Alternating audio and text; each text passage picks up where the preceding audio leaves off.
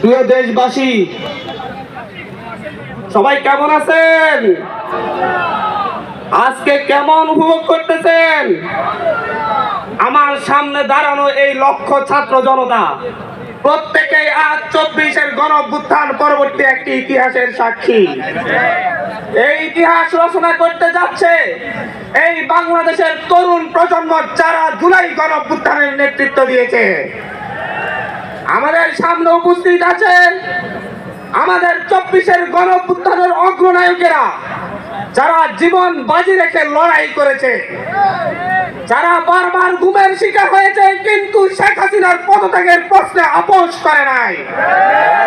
আমাদের সামনে এখানে উপস্থিত আছেন আমাদের নেতা, গণতন্ত্রের ইমাম নাহিদ ইসলাম ভাই, যিনি ক্ষমতার মস্তক ছেড়ে এসে আবার জনতার কাতারে হাজির হয়েছেন।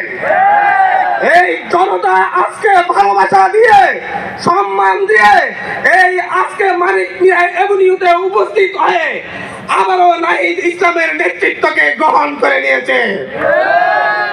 বাংলাদেশে 1971 সালের পর থেকে বাংলাদেশে ঐতিহাসিকভাবে আমরা বারবার প্রতারিত হয়েছি। আমরা ব্রিটিশদের থেকে মুক্তি লাভের পরও 1947 সাল থেকে 1971 সাল পর্যন্ত 24টি বছর পাকিস্তানি শাসকদের শোষণে, নির্যাতনের শিকার হয়েছি। আমাদের শহীদেরা, আমাদের 71-এর বীর সেনানীরা জীবন দিয়ে লড়াই করেছিল। 30 লক্ষ মা বোন জীবন দিয়েছিল শুধুমাত্র একটি স্বপ্নে, স্বাধীন বাংলাদেশ, স্বাধীনতার প্রশ্নে, গণতন্ত্রের প্রশ্নে তারা জীবন দিয়েছিল। কিন্তু কি দেখা গিয়েছিল? 72 থেকে 75 সালে এসেই এদেশের মানুষের উপর একটি দুঃশাসন চাপিয়ে দিয়েছিল শেখ মুজিব। রক্ষী বাহিনী গঠন করে এদেশের হাজারো মানুষকে হত্যা করেছে। তৎকালীন বিরোধী দলীয় নেতা সিরাজ শিকদারকে হত্যা করে সংসদে দাঁড়িয়ে বলেছিল, কোথায় আজ সিরাজ শিকদার? সেই ধাম্বিক শেখ মুজিবের পরিণতি আমরা দেখেছি। আমরা তার পরবর্তী সময়ে 77 থেকে আমরা তার পরবর্তী সময়ে 6টি বছর মেজর জিয়ার শাসনামল দেখেছি, যেটা বাংলাদেশের মানুষকে একটি পথের দিশা দিয়েছিল। কিন্তু তার পরবর্তী থেকে আবারও বাংলাদেশ পথ হারিয়েছে। স্বৈর শাসন, একদলীয় শাসন এবং প্রতিটি ইলেকশনের আগেই রক্তক্ষয়ী সংঘর্ষ এদেশের মানুষকে আবার জিম্মি করে তুলেছিল।